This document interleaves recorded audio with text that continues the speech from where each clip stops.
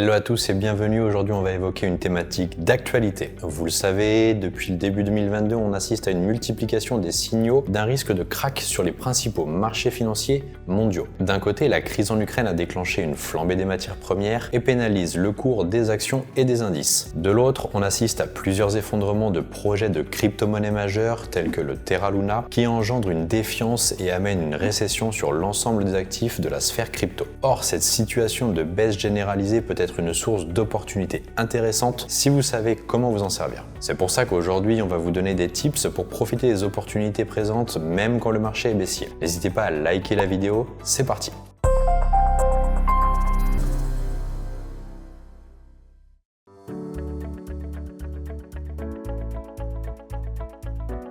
Commençons par faire le point sur ce qu'est un marché baissier. On qualifie de baissier un marché lorsque le prix des actifs fait face à une baisse relativement importante et continue. Ce terme est généralement évoqué lorsque la régression constatée dépasse les 20%, autrement appelé bear market. Une situation de marché baissier est assez délicate puisque les investisseurs ont tendance à couper leurs positions afin de limiter leurs pertes et éviter que leurs gains ne soient perdus. En conséquence, cela accentue davantage le phénomène puisque l'offre devient trop élevée, trop d'actions sont vendues simultanément. Tandis que la demande est faible, donc peu d'acheteurs se présentent par crainte de faire un mauvais investissement. Comment donc reconnaître une tendance baissière de marché? Sachez qu'il existe plusieurs manières d'identifier un marché baissier. La première consiste à se baser sur les variations du prix des actifs présents sur les marchés en question. Le marché des actifs financiers est constamment soumis à la volatilité, c'est-à-dire que les hausses et les baisses se présentent à tout moment. Si au cours d'une certaine période, la dégradation de prix constatée est d'au moins 20%, il est question d'une tendance baissière. Les investisseurs devraient être encore plus alarmés si cette baisse intervient après que le cours ait atteint un nouveau record de hausse. La seconde manière consiste à se référer aux indicateurs techniques de tendance. Tout trader devrait procéder à une analyse technique pour réussir son trading.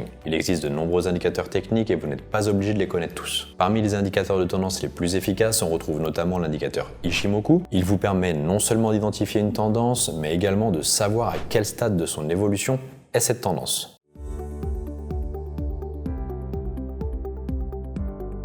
Vous investissez sur le marché actions? Eh bien, il existe plusieurs manières de trader des actions sur les marchés baissiers. Voici deux manières simples et efficaces de profiter d'un ralentissement des marchés. La première solution est donc de spéculer sur la baisse des actions. Il s'agit d'une méthode assez risquée réservée aux traders actifs. Trois principales techniques sont utilisées pour faire des profits lorsque le marché des actions et des indices boursiers accuse une baisse notable. La première, c'est de se servir de CFD, donc Contract for Difference, ou contrat sur la différence, pour trader les actions. Les CFD sont des instruments qui permettent de trader aussi bien la hausse que la baisse des titres en bourse et d'espérer faire des profits. Grâce à la possibilité de jouer sur l'effet de levier qui est une sorte de prêt permettant d'investir des sommes d'argent plus importantes que ce dont vous disposez dans votre compte de trading, il permet de gagner beaucoup d'argent lors d'un trade. La deuxième technique, c'est de spéculer à la baisse grâce à la vente à découvert. La vente à découvert sur action vise à emprunter l'actif en vue de le vendre et de le racheter ultérieurement à plus bas prix. Les traders bancaires se servent beaucoup de cette technique, mais notez qu'elle n'est pas autorisée sur de nombreuses actions. Enfin, la dernière technique consiste à miser sur le rendement des dividendes. À court terme,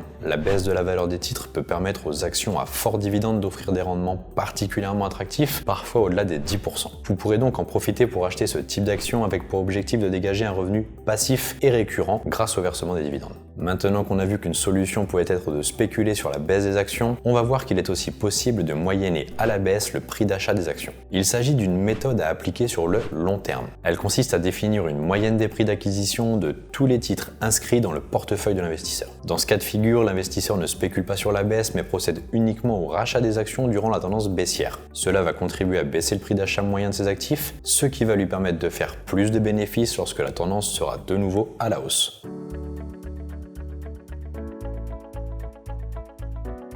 En ce qui concerne les crypto-monnaies, ce sont des actifs à forte volatilité. À cause de cette probabilité de forte variation, vous pouvez très bien tirer profit du marché, même lors d'une tendance baissière. La première solution est de trader la baisse d'une crypto par rapport à une devise fiat. Comme pour le cas des actions, vous pouvez vous servir des CFD et ouvrir une position de vente sur une paire crypto fiat.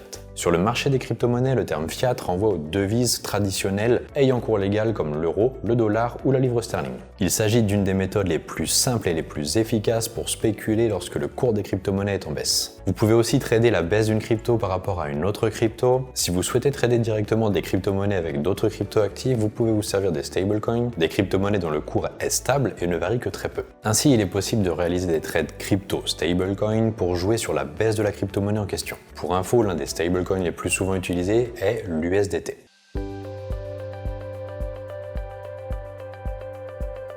Je vais désormais vous donner 4 conseils concrets pour trader sur les marchés baissiers. Soyez bien attentifs, ils pourraient fortement vous aider. Le premier conseil que je peux vous donner, c'est d'encaisser régulièrement vos gains. Lorsque vous tradez sur les marchés baissiers, il est conseillé de ne pas laisser vos gains s'accumuler avant de les retirer. En effet, à cause de la volatilité, la situation peut se retourner à tout moment. Ainsi, chaque bénéfice encaissé sera sécurisé et vous vous mettrez à l'abri d'une éventuelle perte. Le deuxième conseil, c'est bien évidemment de toujours avoir un stop loss. Le stop loss est une sorte de limite que vous imposez lorsque la situation est en votre défaveur. En effet, les risques de perte sont importants sur un marché baissier. En mettant en place un stop loss, vous limitez vos pertes, ce qui vous permettra de garder votre capital en vue d'autres trades. Le troisième conseil s'adresse aux utilisateurs de l'effet de levier qui n'est sans doute pas à utiliser si vous débutez. L'effet de levier est à double tranchant. Il permet d'augmenter les chances d'obtenir davantage de bénéfices, mais également les risques de perdre gros. Comme j'ai pu vous l'expliquer, cette technique consiste à emprunter une somme dont vous ne disposez pas dans votre compte de trading. Plus l'effet de levier choisi est élevé, meilleures sont vos chances de remporter de gros gains. Mais en cas de perte, vous devrez payer le prix fort. Il est donc conseillé de choisir un effet de levier raisonnable, surtout lorsqu'il s'agit de crypto-monnaies. Enfin, notre dernier conseil, c'est de bien prendre en compte les frais supplémentaires. Lorsque l'on trade à la baisse, des frais supplémentaires peuvent être appliqués par les brokers. Les frais de swap sont généralement plus importants sur les positions vendeuses avec les CFD. Pour les traders qui recourent à la vente à découvert de titres, il faut tenir compte du taux d'intérêt d'emprunt des actions. Afin de maîtriser son exposition et son money management, vous devrez donc bien intégrer ces frais pour évaluer correctement la future rentabilité de vos investissements.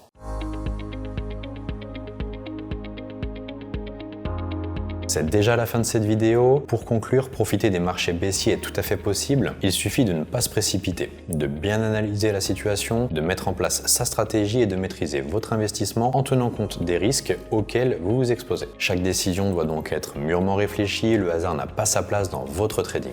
N'hésitez pas à me dire en commentaire si cette vidéo vous a plu et je vous dis à très vite sur les marchés financiers. Vous avez aimé cette vidéo? N'hésitez pas à mettre un pouce bleu. Vous souhaitez en savoir plus sur l'investissement sur les marchés financiers? Nous vous avons préparé une formation gratuite qui est disponible en haut à droite de la vidéo et dans la description. À bientôt pour une prochaine vidéo.